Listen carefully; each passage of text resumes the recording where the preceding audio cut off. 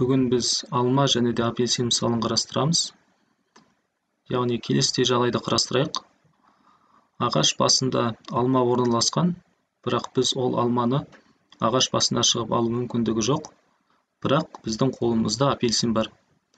Сол апельсинді алмаға қарай лақтыра отырып, дәл тигізіп, алманы жерге құлатып алсақ болады. Енді осы мысалды біз физикалық тұрғыдан қарастыру үшін бізге бірнеше шамалар белгілі болу керек. Яғни дәлірек айтсақ, біріншіден біз осы алманың массасын жазып алайық. Яғни алма бізде үлкенірек болғандығы себепті оның массасын мен 0,7 килограмм деп алайын. Ал апельсин бізде 0,4 килограммға тең болсын. Және де сонымен қатар осы алма және де апельсиннің бізге жылдамдықтары белгілі болсын. Яғни апельсиннің жылдамдығы 5 метр секунд деп алайық.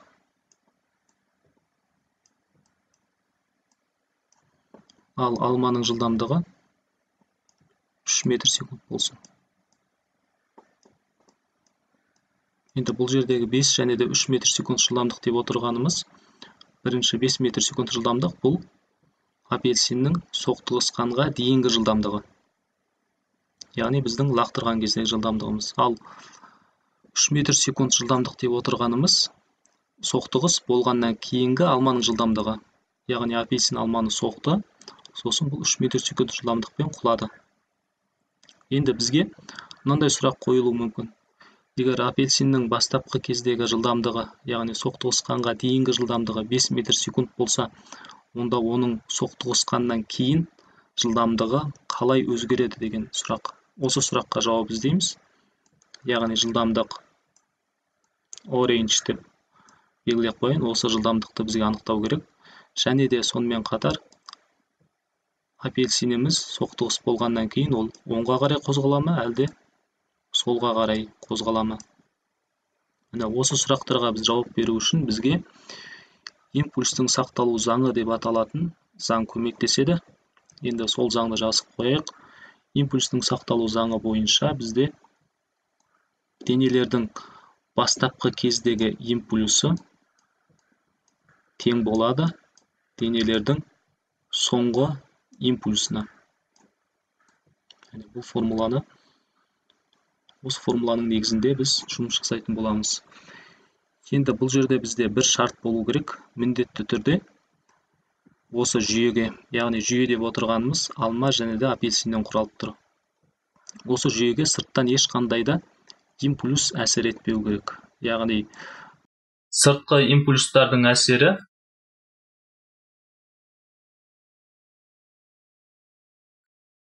нөлге тең болу керек.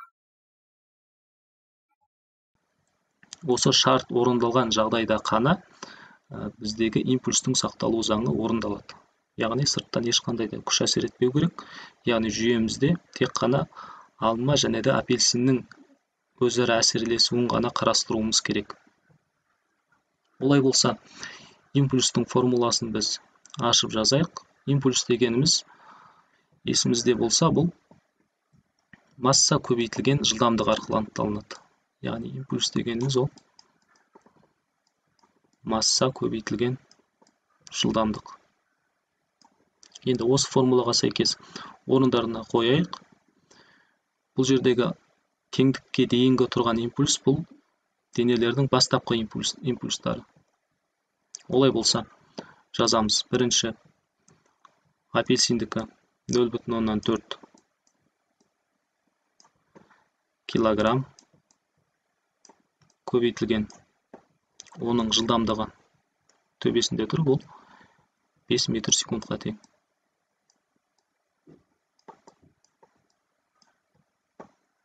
Бұл бізде қосылады алманың массасына және де жылдамдығына. Алманың массасы бізде 0,7 килограмм. Оның бастапқы кездегі жылдамдығы неге тең? Бастапқы кезде біз білетініміздей, алма бұл тыныштықта тұрды. Сондықтан алманың бастапқы кездегі жылдамдығы ол 0-ге тең. Көбейтілген 0. Бұл бізде тең болады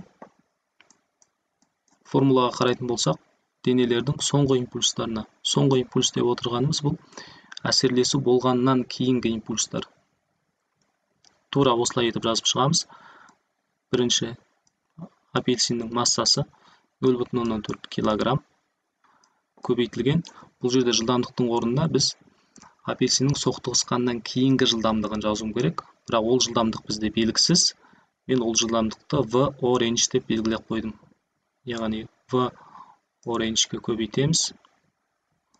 Қосылған алманың массасы 0,7 килограмм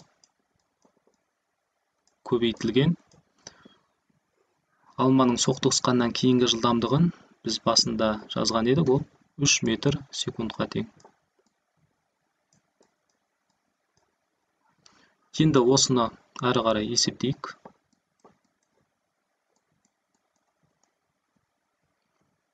Нөл бүтін оннан төрт көбейтілген 5 бізде бұл 2-ке тең болады. 0,7 көбейтілген 0, бұл 0 болып кетеді. Бұны жазбай қойсақ та болады. Бұл бізде тең болады. 0,4 V0. Өлшем бірліктерін жазбай қойайық. 0,7 көбейтілген 3 бізде 2,1-ді береді. Яғни біз есептеп отырып осындай бір шамаға келдік. Әрі қарай тағы жалғастырамыз. Бұл жердегі 2,1 саны теңдіктің сол жағына көшірсек болады. Ол кезде таңбасы минус болып барады. Сол кезде 2 алынған 2,1 бізде минус 0,1-ді береді.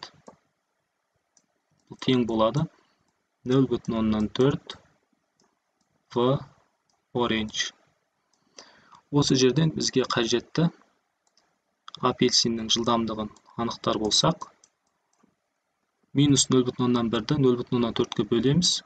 Сонда бізде минус 0,125 метр бөлінген секунд шығады. Яғни бұл жердегі минус таңбасы не үшін?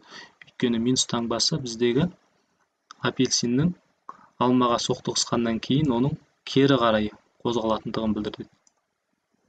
Ал 0,25 метр бөлінген секунд деп отырған жылдамдығымыз бұл апельсиннің соқтығыстан кейінгі жылдамдығы. Яғни біз өзіміздің мақсатымызға жеттік.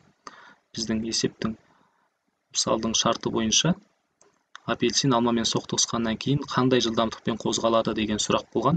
Яғни ол 0,25 метр бөлінген секунд. Және де ол қалай қарай қозғалады? Оңға қарай ма, солға қарай ма? Бұл жерде ол сұраққа да жауап берді. Ол солға қарай қозғалады екен. Енді біздерде тағы мынандай сұрақ туындауы мүмкін. Біз импульстің формуласын еске түсіретін болсақ, екінші бір тұрғыдан импульс деп отырғанымыз бұл күштің дельтаты уақытқа көбейтіндісі болатын. Яғни бұл жерде басында айтып кеткенде импульсінің сақталу заңы орындалу үшін жүйе оқшауланған болу керек. Яғни оған бөгде импульстардың немесе басқа сырттан әсер ететін күштердің әсері болмау керек. Бірақ бізде мысалға алмаға әсер ететін гравитациялық күш бар ғой бізде, яғни ауырлық күші.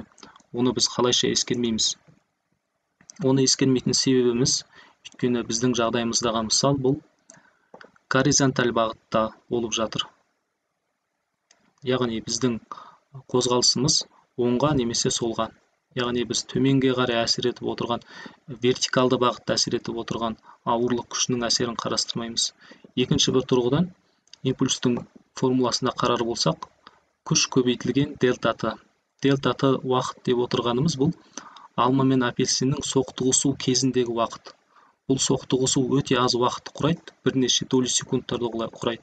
Сондықтан да соқтығысу уақыты өте аз болғандықтан, оған әсер ететін гравитациялық күштің мәнін біз ескермесек те болады. Сондықтан да бұл жерде біз гравитациялық күштің әсерін қарастырмадық. Және де қорытындылай келетін болсақ, импульстің сақталу заңын қолдана отырып, осы мысалдың мақсаты болған апельсиннің соқтығысқаннан кейінгі жылдамдығын анықтадық.